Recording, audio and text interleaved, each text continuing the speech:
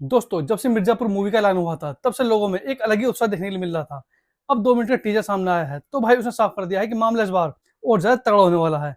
2 minute के teaser में गोलियाँ, गैंगवार, पावर गेम्स और पुराने चेहरे को वापसी देखकर लग रहा है कि मेकर्स इस बार कोई हल्का गेम खेलने नहीं आए हैं।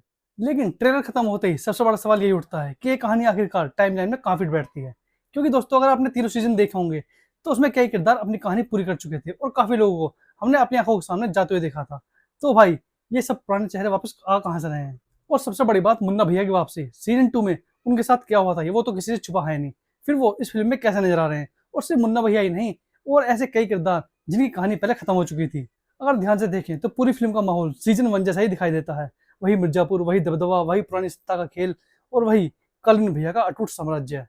मेरे हिसाब से सबसे मजबूत संभावना यही है कि ये फ़िल्म सीज़न 1 से ठीक पहले या फिर उस दौरान हुई घटनाओं को दिखाने वाला है, जो कि हमें किसी वेब सीरीज़ में देखने के लिए नहीं मिली। शायद गुड्डू, बबलू और गोलू के किरदार को और ज़्यादा विस्तार से दिखाया जाए, जो कि पहले नहीं दिखाया गया था। अगर ऐसा नहीं भी हुआ, तो ये बात तो तय है कि कहानी उस दौर के आसपास घूमेगी, जब गुड्डू और बबलू दोनों कालीन भैया की दुनिया में कदम रखने गए थे। ट्रेलर देखकर लग रहा है कि इस बार फोकस किसी नए खतरे पर होगा। एक नया खिलाड़ी मैदान में उतरा है, जिसकी नज़र कालीन भैया की कुर्सी पर है। और जब साम्राज्य खतरे में हो, तो गुड्डू, बबलू जैसे लोग इसे बचाने के लिए कितना आगे तक जाएंगे, ये तो भाई फिल्म देखने के बाद ही पता चलेगा। मुझे इस फिल्म की सबसे अच्छी बात ये लगी कि इसने ओरिजिनल कहानी को तोड़ने की कोशिश नहीं की है। ऐसा नहीं लग रहा कि कहीं टाइम ट्रैवल या फिर मल्टीवर्स जैसा कुछ शुरू हो गया है, बल्कि ऐसा महसूस हो रहा है कि मेकर्स उसी दुनिया के अंदर एक नई कहानी खोज कर ला रहे हैं। अब बात करते हैं कास्टिंग की। इस बार एक बहुत बड़ा बदलाव देखने के लिए मिलेगा। विक्रांत मैसी अब बबलू के किरदार में नजर नहीं आएंगे, उस किरदार को अब जितेंद्र कुमार निभाएंगे। शुरू में ये थोड़ा अजीब लग सकता है, क्योंकि बबलू का किरदार लोगों के दिमाग में छप चुका है। लेकिन अगर किरदार की सोच, समझदारी और दिमागी खेल को देखें, तो जीतू भैया इस रोल में काफी बढ़िया साबित हो सकते हैं। बस उम्मीद यही है कि उन्हें भी कुछ ऐसे दमदार रोल मिले जो लोगों को लंबे समय तक याद रहें। ट्रेलर की सबसे बड़ी ताकत है इसका स्केल। अब विजुअल्स पहले के मुकाबले काफी बड़े लग रहे हैं। लोकेशन, कैमरा वर्क, एक्शन सब कुछ सिनेमेटिक लग रहा है। कुछ शॉट्स में हल्का आर्टिफिशियल फील जरूर आता है, लेकिन ओवरऑल प्रेजेंटेशन काफी अच्छी है। फिर आता है मिर्जापुर का वो म्यूजिक। जैसे ही म्यूजिक बजता है, भाई पुरानी यादें ताजा हो जाती हैं।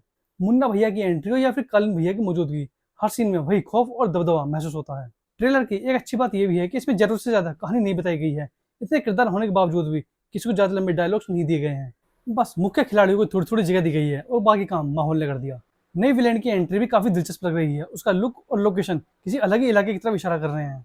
ट्रेलर में कुछ ऐसे विजुअल्स हैं जो उत्तर प्रदेश के पार जाकर बुंदेलखंड और राजस्थान जैसी फील देते हैं। अगर ऐसा है, तो मिर्जापुर की दुनिया अपने शहर से बाहर निकलकर बड़े स्तर पर फैलती जा रही है। और सबसे दिलचस्प बात, अगर ये फिल्म थिएटर में सफल होती है, तो ये सिर्फ मिर्जापुर के लिए नहीं, बल्कि सारे ओटीटी इंडस्ट्री का गेम बदल देगी। पहली बार किसी भारतीय वेब सीरीज की दुनिया को इतने बड़े पैमाने पर सिनेमाघरों में उतारा जा रहा है। और अगर जनता ने इसे स्वीकार कर लिया, तो आगे आने वाली कई बड़ी वेब सीरीज भी सिनेमाघरों में आ सकती हैं। फिलहाल टीजर देख के लग रहा है कि मेकर्स ने फैंस की नब्ज पकड़ ली है। अगर फिल्म भी टीजर के लेवल की निकलेगी, तो भाई मजा आ जाएगा। तो दोस्तों, अब आपकी बारी। अगर आपने टीजर देखा है, तो कमेंट में जरूर बताएं कि आपको टीजर कैसा लगा। तो दोस्तों, आज के लिए इतना ही। मिलते हैं अगली वीडियो में, तब तक के लिए